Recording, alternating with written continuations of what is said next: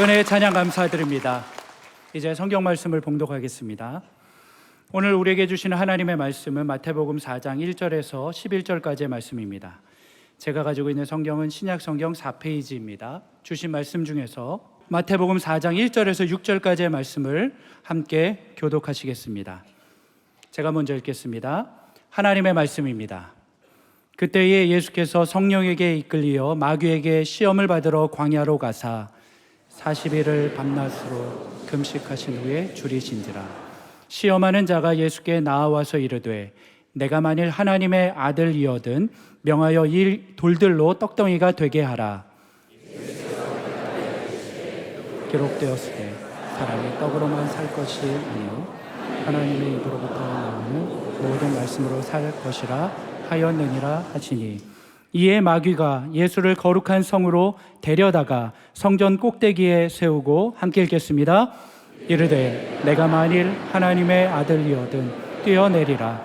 기록되었으되 그가 너를 위하여 그의 사자들을 명하시리니 그들이 손으로 너를 받들어 발이 돌에 부딪히지 않게 하리로다 하였느니라. 아멘. 할렐루야. 주님을 찬양하는 우리 찬양대 찬양 주님 기쁘게 받으신 줄로 믿습니다. 저는 오늘 사탄의 시험을 이기신 예수 그리스도를 통하여 우리가 어떻게 사탄의 유혹과 또 시험을 이겨낼 것인가라는 오늘 전체 핵심 주제를 말씀을 드리도록 하겠습니다. 한국 교회가 140여 년의 이 교회 역사가 생기다 보니 나름 신앙생활하는 스타일도 있고 교회 문화와 이런 것이 자기 신앙의 컬러가 있습니다. 그런데 아무리 교단의 배경이 다르고 신앙의 대수가 초 1대, 2대, 6대 가더라도 신앙의 핵심은 뭐냐면요, 오늘 요절 여기 나와 있죠. 사람이 뭐예요? 떡으로만 살 것이 아니요 하나님의 입으로부터 나오는 모든 말씀으로 살 것이니라. 스타일이 다르고 신앙의 누대가 다 달라도 핵심은 뭐냐면 떡으로만 살 것이 아니라 하나님의 입에 나오는 모든 말씀으로 살 것이니라. 여기에 이 말씀은 좀 독특한 건데요, 여러분 요한복음 1장 1절에 보면 태초에 말씀이 계시니라. 기억납니까? 이 말씀을 소위 우리가 로고스의 말씀이다, 영어로 LOGOS, 로고스의 말, 헬라어인데 로고스의 말씀이다 이렇게 하는데, 오늘 마태복음 4장 4절을 오늘 본문에 이 하나님의 입에서 나오는 말씀으로 살 것이, 이 말씀은 우리 한글 성경 똑같은 말씀이지만 헬라 원어는 본래 이 원어는 달라요. 이게 뭐냐, 이 말씀은 로고스 정도가 아니라 여기는 레마의 말씀이다. 그래서 RHEMA, 레마의 말씀이다. 그러니 기록된 말씀 정도가 아니라 지금 나를 변화시키고 지금 나를 새롭게 하고 지금 나를 정말 하나님의 사람으로 무장시켜주는 살아있는 말씀이다.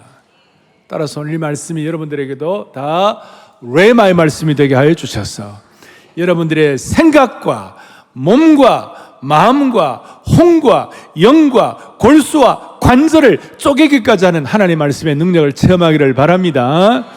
오늘 본문은 이렇게 시작이 됩니다. 1절에 그때에 성령에 이끌려 예수님께서 마귀에게 시험을 받으러 광야로 가셨다 이렇게 나와 있습니다.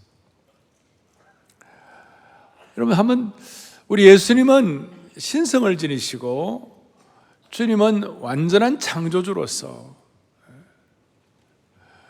그런데 어떻게 완전한 창조주께서 피조물인 마귀에게 시험을 받으실 수가 있는가?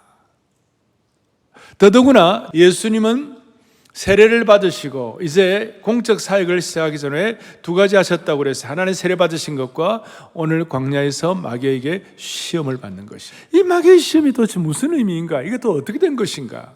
자, 예수님이 세례식을 받으시고 너는 내 사랑하는 아들이요 기뻐하는 자라. 우리는 예수님이 우리의 사역의 롤모델이기 때문에 그 주님 따라가면 우리도 그렇게 될 줄로 믿습니다 이거예요. 그런데 우리가 믿는데 이게 예수님이 세례 받으시고 마치 대관식 한 것처럼, 위임식 한 것처럼 그렇게 하시고 바로 이어서 마귀에게 시험을 받으시는 거예요. 이것이 오늘 우리가 주님을 섬기는 우리들에게는 어떤 의미가 있겠는가? 첫 번째 시험이 뭡니까? 이 40일 동안 드시지 않으시고 줄이셨다. 특별히 누가복음 4장에 보면 여기에 대해 좀 더 자세히 설명하고 있는데 아무것도 드시지 않아가지고 아주 심하게 줄이셨다 이렇게 나와 있습니다. 그래갖고 마귀가 나타나가지고 뭐라고 그랬죠? 오늘 뭐라고 그러냐면 네가 만일 하나님의 아들이여거든 명하여 이 돌들로 떡덩이가 되게 하라. 자, 여기에 대한 많은 해석들이 있지만 마귀가 지금 예수님이 하나님의 아들인지 알아요, 몰라요? 알아요. 그러니까 예수님은 지금 오늘 이 광야에서 시험 받으실 때 40일을 줄이시고 금식을 하셨는데 40일 금식하는 건 예수님의 신성을 갖고 하신 거예요? 인성을 갖고 하신 거예요? 완전한 인간의 몸을 입으시고, 물론 죄는 없으신 분이지만 인간의 몸을 입으셔가지고 완전히 인간의 몸을 입으시고 주님이 금식을 하시고 40일 동안 줄이셨는데, 하나님의 아들이라면 너 줄인 거 그거 아무것도 아닌 것처럼 해가지고 나중에 주님이 오병이어 역사도 일으키고 하는 거니까 그냥 통과하라 이거예요. 그냥 적당히 넘어가라 이거예요. 그런데 우리 주님은 완벽한 인성을 지니시고 그 다음에 몸에 육신의 몸을 입고 오시고 나중에 피를 흘리시고 십자가의 구원의 역사에 완벽한 이 모든 것들이 이루셔야 되는데 마귀는 지금 그 인성을 가지신 그걸 하지 못하게, 그래서 예수님의 구원 사역을 완벽하게 하지 못하게 그렇게 유혹을 하면서 하나님의 아들이거든 그냥 적당히 해보라 이거예요. 주님은 인성을 가지시고 굶주리시고 그렇게 하셨는데 이 모든 시험을 주님 뭐라고 말씀하시니까 오늘 다시 4절에 뭐라고 되어 있습니까? 기록되었으되 사람이 뭐예요? 떡으로만 살 거예요. 떡만이 아니다. 하나님의 백성들은 하나님의 입으로 나오는 모든 말씀으로 살 것이니라. 지금 우리를 변화시키고 지금 우리를 새롭게 하는 소위 RHM의 레마의 말씀으로 살 것이니라. 이렇게 이제 첫 번째가 되어 있고, 두 번째 시험이 뭐냐면 5절에 보니까 마귀가 예수님을 예루살렘 성전 꼭대기에 세우고 6절에 이에 너가 만일 하나님의 아들이여거든 6절에 뭐라고 했어요? 뛰어내리라. 기록되었을 때 그가 너를 위하여 그의 사자들을 명하시리니 그들이 손으로 너를 받들어 발이 돌에 부딪히지 않게 하겠다. 뛰어내려도 너 괜찮게 할 것이다. 자, 너무나 예수님께서 기록된 말씀으로 이겨내니까 사탄 마귀가 뭐냐면 기록된 말씀을 가지고 또 유혹하고 공격을 하는 것이.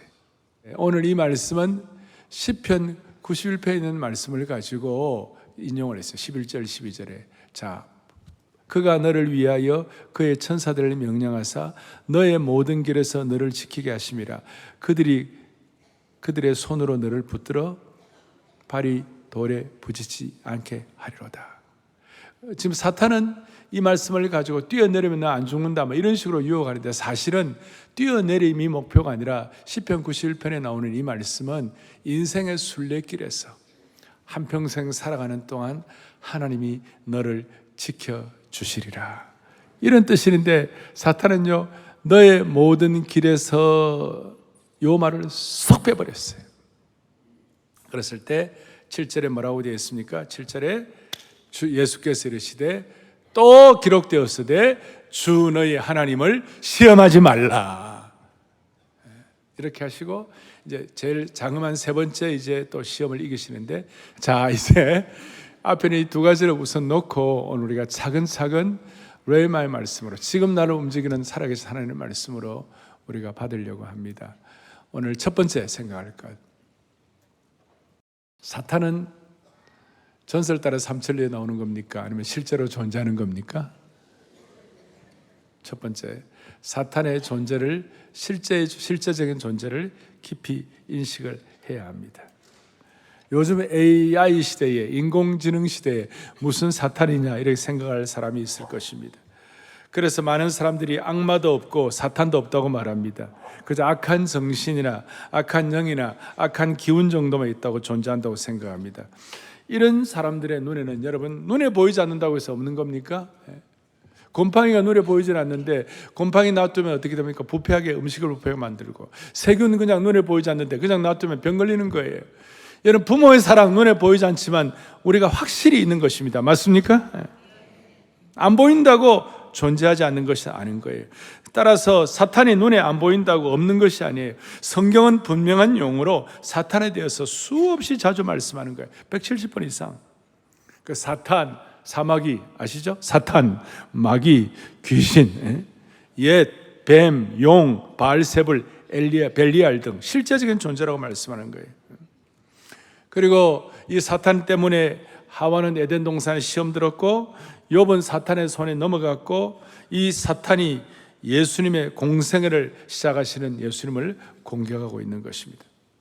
오늘 이 사탄은 실제하는 것을 바울과 베드로가 이걸 깨달아 가지고 에베소서 2장과 6장에서 우리의 싸움은, 우리의 씨름은 혈과 육을 상대하는 것이 아니요 우리의 대적 사탄 마귀 때문이다. 이 대적 사탄 마귀는 우리를 칼로 찌르거나 그 다음에 총을 쏘는 존재가 아니라 대신 에베소 6장에 보니까 어두움의 세상 주관자들이요 공중의 권세 잡은 자들이다.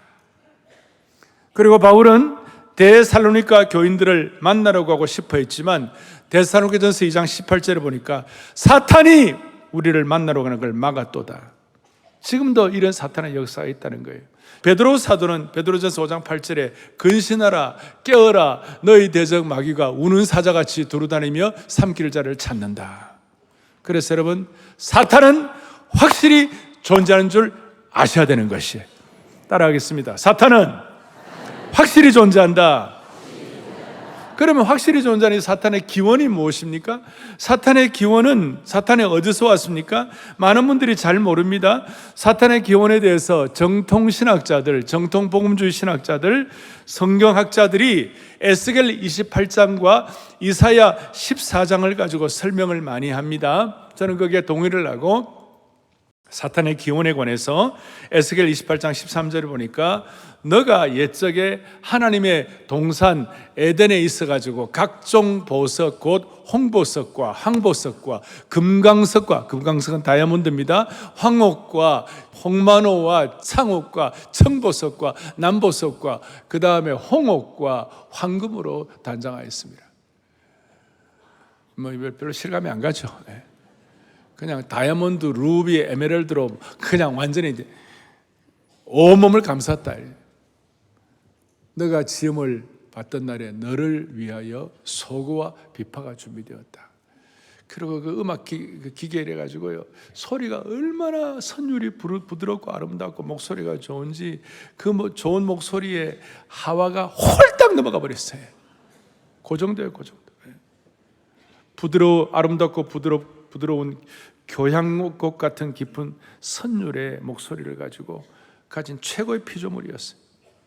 오늘 또 14절에 보니까, 에스겔 28장 14절에 보니까 너는 기름 부음을 받고 지키는 그룹임이여 내가 너를 세우매 그 다음에 너가 하나님의 성산에 있어서 불타는 돌들 사이에 왕래하였도다. 아주 위험 있고 고상어처럼 보이고 15절 보니까 너가 지음을 받던 날로부터 너의 모든 길에 완전했다 그랬어요. 너무나 멋있어 가지고 빛나는 섬광의 불처럼 보이고 너무나도 존귀하게 보였다는 겁니다. 그런데 15절에 보니까 뒤에 마침내 너에게서 불의가 드러났도다. 16절에 너가 범죄하였도다. 너 지키는 그루바 그러므로 내가 너를 더럽게 여겨 하나님의 산에서 쫓아냈고 불타는 돌들 사이에서 멸하였도다. 자, 이 사탄의 기원에 대해서 에스겔 28장에서 말씀하라고 이어서 바로 이사야 14장에 이어서 이사야 14장 12절에 너 아침의 아들 계명성이여. 원래 계명성은 좋은 건데 이때 사탄의 역할이 잘못되었어요. 너 아침의 아들 계명성이여 어찌 그리 하늘에서 떨어졌으며 너 열국을 얻은 자여 어찌 그리 땅에 찍혔는고 어찌하여 타락하였느냐 이런 뜻이에요. 하나님처럼 높아지려고 하다가 미끄러진 천사가 바로 사탄이라는 것입니다. 포인트가 뭐냐면 하나님의 보좌를 지키기 위하여 가장 아름다운 것으로 루비와 다이아몬드와 에메랄드로 온 머리를 밝게 치장을 하고 천사 중에 천사장으로 아주 이 너무나 찬란한 이 영광스러운 피조물인 이 천사가 교만하고 높아져 가지고 나는 왜 하나님처럼 될 수 없냐, 나도 하나님처럼 될 수 있지, 하나님처럼 될 수 없겠는가 하다가 나락으로 떨어진 것이 바로 사탄의 기원이고 죄악의 탄생이라는 것입니다. 하나님 앞에서 교만해지고 높아진 마음에서 나온 것입니다. 그래서 결국 나와가지고 사탄의 왕국을 만들었습니다. 다시요, 사마귀, 사탄, 마귀, 귀신, 소위 어두움의 왕국의 지배자가 되었습니다. 하나님의 빛의 왕국에서 사탄의 어둠의 왕국의 지배자가 된 것입니다. 이걸 지금 우리식으로 표현하면 하나님 없이도 내 마음대로 내가 모든 것을 할 수 있어. 하나님 없이도 내가 독자 생존이 가능해. 그리고 좀 더 깊이 들어가면 내 자존심과 프라이드를 내가 끝까지 지켜야지, 내 자존심과 프라이드가 제일 중요한 거야, 이런 식으로 하는 것 자체가 사탄의 유혹에 시험을 받은 것이. 그래서 사탄의 가장 큰 무기는 참소와 속임수가 되는 것입니다. 마태복음 24장 24절에 보니까 뭐라고 나오느냐, 할 수만 있으면 택하신 자들도 미혹하리라. 사탄은 할 수만 있으면 우리를 속일 것이고 우리의 마음을 어둡게 할 것입니다. 예를 들어 정상적인 사람이 나 지옥 가고 싶어요, 나 불에 타서 죽고 싶어요, 나 영원히 심판받고 싶어요, 나 바닥 없는 구덩이에서 마귀와 함께 살고 싶어요, 이렇게 말할 사람이 정상적인 사람들 가운데 있다 없다? 없는 거예요. 사탄의 속임수에 넘어가서 그딴 소리 하는 것이. 여러분, 제일 교만한 말이 뭔지 압니까? 나는 저 사람들이 가는 천국을 하면 나는 안 가고 저 사람들이 없는 내 마음에 드는 사람들과 지옥에 가겠다. 세상에 정신 나간 사람들이에요. 여러분, 지옥은 그렇게 옹기종기 함께 사는 곳이 아니에요. 지옥은요, 처절한 곳이고 치가 떨리는 곳이고 그 고통의 깊이는 말로도 알 수 없는 것이고 혼자서 당하는, 혼자서. 옹기종기 있는 곳이 아니라니까요. 그래서 이 사탄은 똑똑해가지고 인간을 속입니다. 하와를 속여서 승리를 했습니다. 가인을 속여서 승리를 했습니다. 바벨탑을 만들게 하고 에서를 속이고 베드로를 속이고 모세가 태어났을 때 모세를 죽이려고 그 배후에는 애굽의 바로를 사용했습니다. 이렇게 속이고 참소하고 속임수 전공입니다. 살다 보면 금슬 좋은 부부가 싸울 때가 있다 없다? 그런데 왜 싸워요? 금슬 좋은 부부가? 거의 대부분은 자존심 갖고 싸워요. 대부분 자존심 갖고.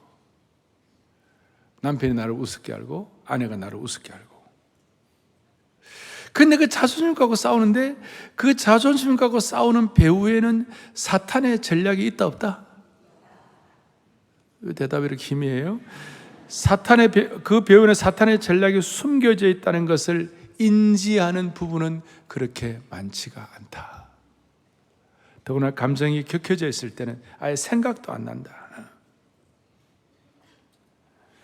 그래서 신앙 안에서 성숙한 부분은 싸우더라도 파국까지는 치닫지 않는 것입니다. 좀 괜찮다고 하는 분들 가운데서도 사탄의 속임수와 전략이 있다는 것을 몰라서 계속 싸우는 분들도, 난리나는 분도 있는 것입니다.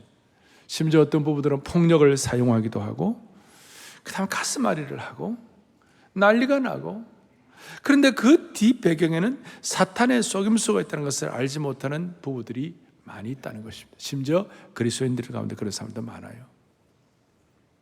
그러니까 둘 중에 한 명이 자기 부인이 아니라 자아, 프라이드, 자존심, 자아 실현하는 사람들, 이것 때문에 서로 싸우는 거지.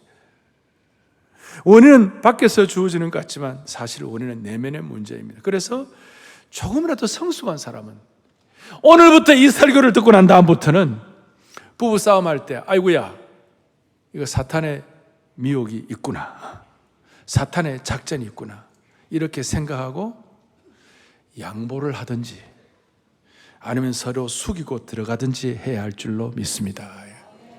여러분, 절대로 상대방 남편이나 아내가 화가 난 채로 잠자리에 들지 않도록, 해가 지도록 분을 품지 않도록, 이건 하나님 말씀이니까 여러분 그렇게 하셔야 되는 거예요. 부부싸움에 딱 한계가 딱 있는 거예요. 절대로 그날 밤을 넘기면 안 돼. 또 대답 아무도 안 하는 거 봐요. 절대로. 여러분, 넘기면 간이 상하고 뇌가 상하고 장이 썩습니다. 사탄의 미혹에 넘어가지 아니하고 하나님의 영광을 위하여 성숙한 사람이 먼저 사과를 해야 하는 것이에요. 미안하다고 해야 되는 거예요. 절대로 그럼 뭐가 미안한데 그래서 그딴 소리 하면 안 되는 거예요. 제가 오늘 부부의 예를 들었는데 결혼 안 하신 우리 자녀들, 부모 자녀 간에도 마찬가지고 직장에서도 마찬가지고 형제끼리도 다 마찬가지예요. 그래서 우리가 파국으로 가려고 할 때 우리는 마귀의 유혹을 기억하고 우리를 위하여 피 흘리신 십자가의 사랑을 기억해야 이길 수가 있는 겁니다. 다른 방법은 없습니다. 여러분, 싸워가지고 이겨가지고 부부 사이에 자존심이 만족되면 좋습니까? 여러분들의 자존심이 피를 흘리는 사람이 승리하는 사람이 될 수가 있는 거예요. 말이 너무 빨라가 못 알아들었죠? 내 자존심이 그리스도의 십자가를 생각하고 내 자존심에 피를 흘리는 사람이 승리하는 사람이 되는 거예요. 그래서 그리스도 예수의 사람은 그 정과 욕심을 십자가에 못 박는 것이에요. 못 박힌 것이 아니라 내가 스스로 못 박는 것이에요. 자, 정리를 하겠습니다. 사탄에 대해서는 늘 두 가지 오류가 있습니다. 첫 번째는 사탄의 존재를 믿지 않는 오류가 있습니다. 그거 잘못이고, 또 하나는 사탄의 존재를 믿되 또 여기에 지나치게 몰두하는 것도 그건 조심해야 하는 것입니다.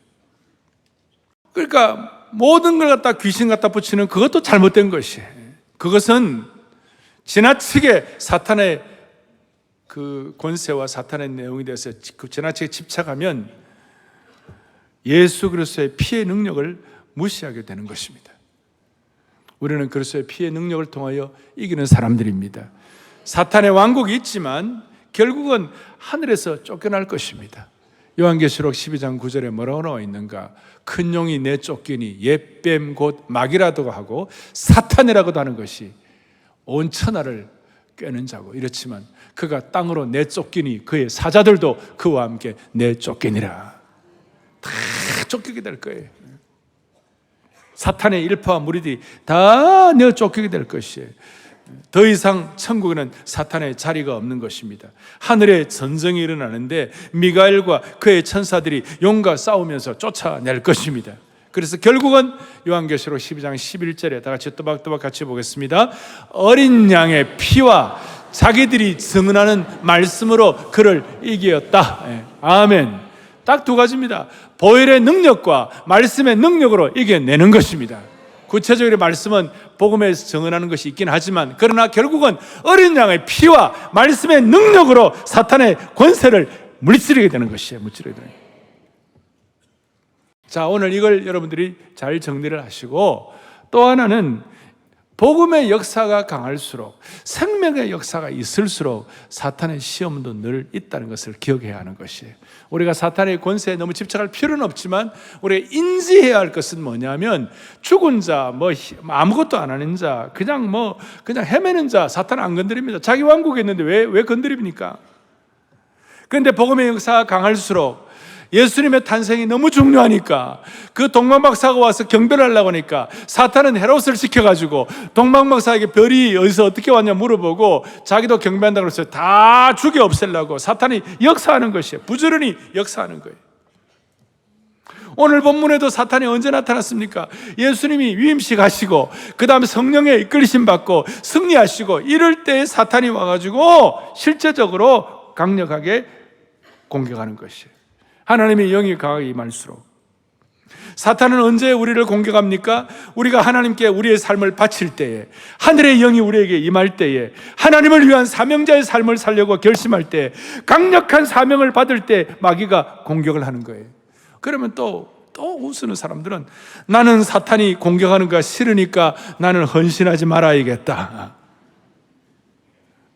또 그게 사탄이 주는 생각이에요. 그게 안주하는 것이고 아니란 것이에요. 영적으로 보면 우리는 사탄의 시험을 통하여 이 시험을 잘 통과하면 우리가 안일하게 살지 아니하고 우리가 사명을 가지고 헌신하는 가운데 우리가 사탄의 공격이 있더라도 그걸 잘 통과하면 우리는 진짜 제대로 된 하나님 나라의 견고한 나무들이 되는 것이에요. 그냥 스쳐 지나간 발로 밟히는 있다가 사라질 들풀 같은 존재가 아니라 하나님 나라의 불과 물과 온갖 시험을 이긴 하나님 나라의 건강하고도 강력한 참나무가 되는 것이에요. 자, 그런데도 불구하고 역사가 있고 성령의 역사가 있고 운행이 있으면 시험을 받고 유혹을 받을 때가, 공격을 받을 때가 있다는 것이에요. 여러분, 사도행전은 성령 행전이라고 그러는 거예요. 사도행전은 생명의 행전이라고 그러고 사도행전은 능력의 행전이에요. 사도행전 1장에 주님께서 강력하게 성령 오실 말씀하시고 전적 기도하니까 사도행전 2장에 오순절 성령 강림의 능력이 강하게 역사하고 사도행전 3장에서 안전병이가 벌떡벌떡 일어나고 사도행전 4장에서 그야말로 하늘의 능력과 권세가 막 불처럼 임하는데 그걸 가만히 두고 못 보는 사탄이 뭐 어떻게 합니까? 아나니와 삽비라를 통하여 내부에 적을 만들어 가지고 서로 질투심을 가지고 내면을 갖다 부추기고, 사도행전 6장에 보니까 헬라파 그다음 히브리파 성도들끼리 서로 내부 갈등을 막 일으키게 만들고, 사도행전 7장에 그것도 안 되니까 스데반을 돌로 때려 죽이고 핍박을 하고, 사도행전 8장에 그 핍박 때 흩어지는데 순교의 피가 철철 흘러넘쳤어요. 마귀의 강력한 공격이에요. 사탄의 공격이에요. 그럼에도 불구하고 그걸 견뎌내니까 예루살렘 교회가 세계 선교를 위한 전투기지가 되고 안디옥 교회가 형성이 되고 복음의 역사가 편만하게 펼쳐지게 된 것입니다. 할렐루야. 마찬가지예요. 만일 교회가 시작된 후에 자기들끼리만 조용히 모이고 성령을 능력을 통한 생명의 큰 역사도 일어나지 않고 오늘 이 사도행전적 부흥도 일어나지 않고, 그럴 때는 마귀에 공격할 필요가 없어요. 시험할 필요가 없어요.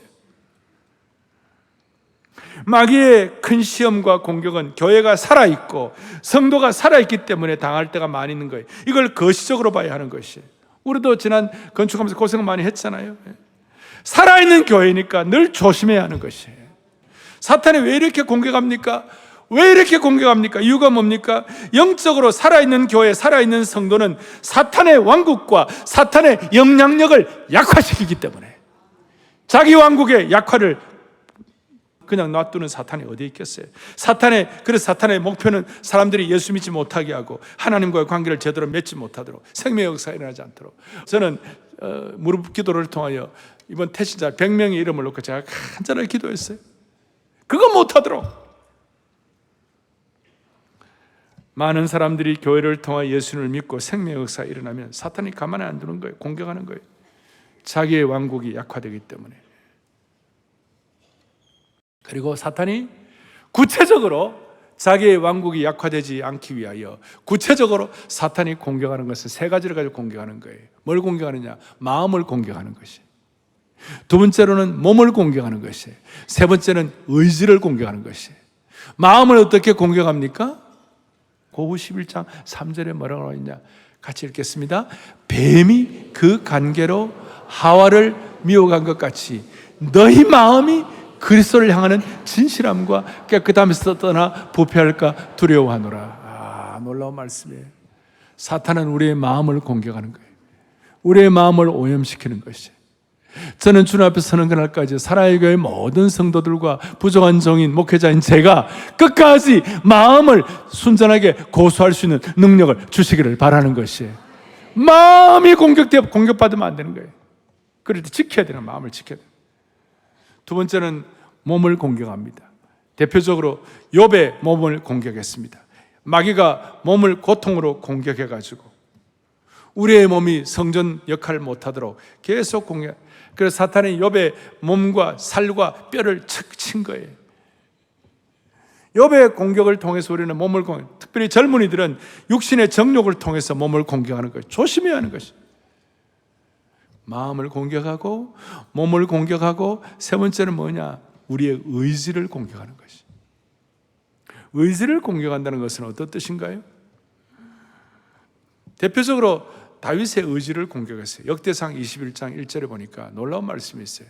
크게 읽겠습니다. 사탄이 일어나 이스라엘을 대적하고 다윗을 충동하여 이스라엘을 계수하게 하니라. 다윗 같은 성군이 조심하지 않으니까 사탄의 공격을 받아가지고 이스라엘 백성들을 자기 프라이드, 이거 우리나라 대단한 나라라고 하나님 의지하지 않고 자기 한번 이렇게 한번 빛나 보려고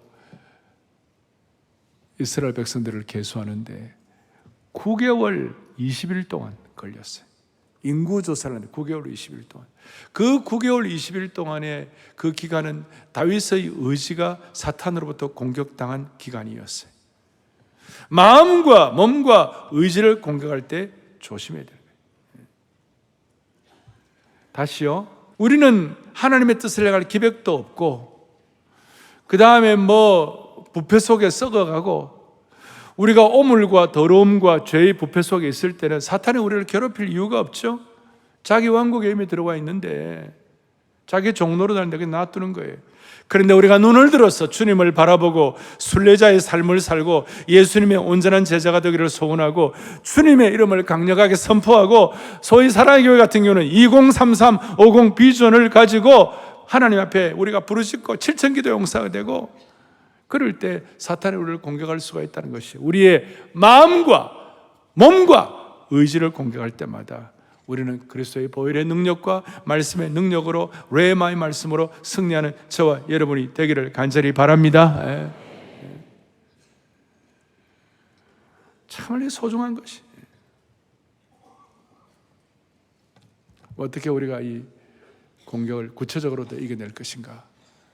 떡보다는 하나님의 말씀에다가 집중을 해야 하는 것이, 떡보다는 하나님의 말씀으로 이겨내야만 하는 것이.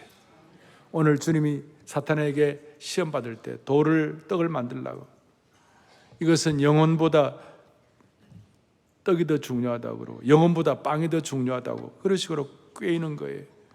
오늘 21세기의 무서운 사상들이죠. 공산주의 유물론자들의 사상이에요. 여러분, 유물론의 핵심이 뭡니까? 유물론의 핵심이 뭡니까? 물질을 근본으로 생각하고 마음이나 정신이나 영적인 것을 부차적인 산물로, 아예 영적인 것은 없다고 하는 것이. 신은 없다고 그따위 소리 나고, 신은 없다고, 공산주의 신은 아편이라고 그러고 하나님 없다고 그러고, 물질을 근거한 유물주의 사상. 우리가 이 땅에 살아가는 동안 물질이 필요하고 떡이 필요합니다. 예수님도 열심히 일하고 게으른 자의 삶을 조심시켰어요. 우리도 육체를 가진 피조물이기 때문에 떡이 필요합니다. 그러나 떡만 있으면 된다는 게 바로 마귀의 속임수라는 것을 기억하셔야 되는 것이에요. 떡만 있으면. 오늘로 말하면 인공지능 시대 때는 인공지능이 최고다.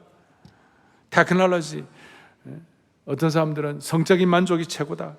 어떤 사람들은 물질주의로 쇼핑으로 나는 잘 살 수 있다.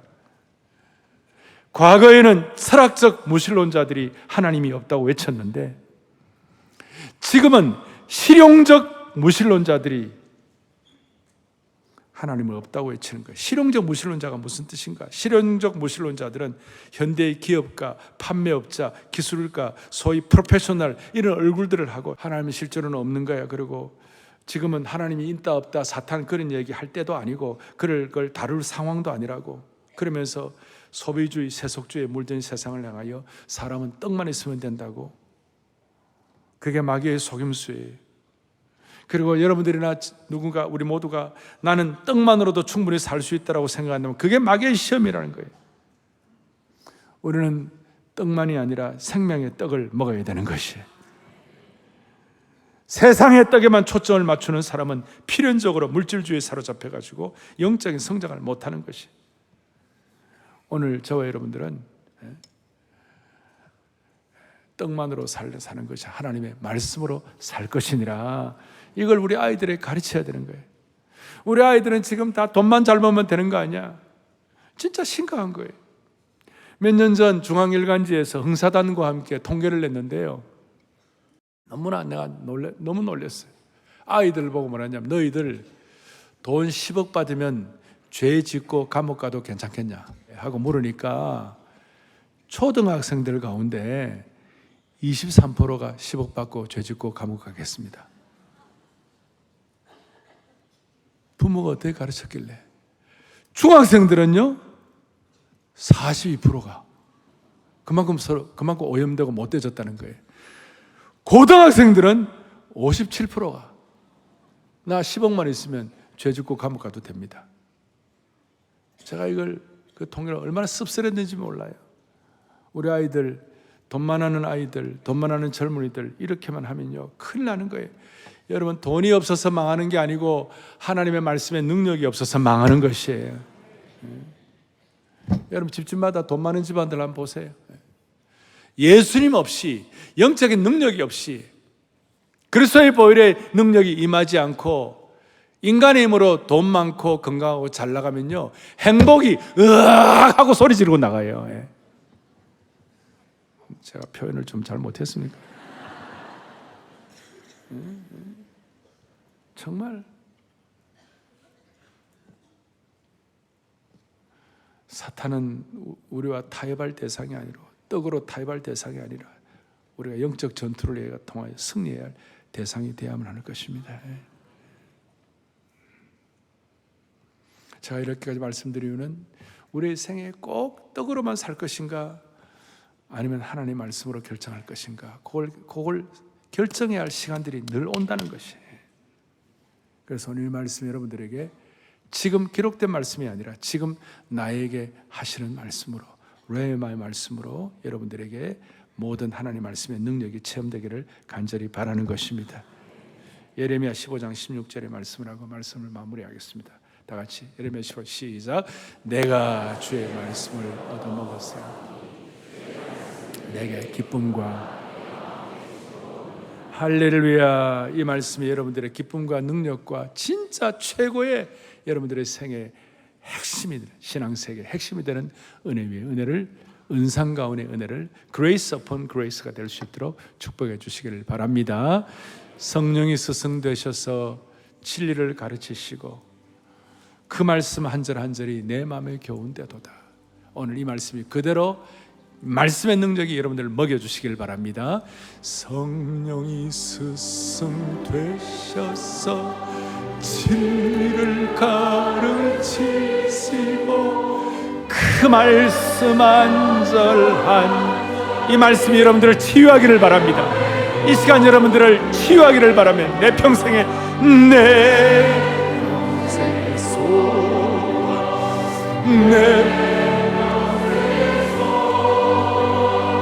계속해 주신 사랑을 간절히 알기 원하네.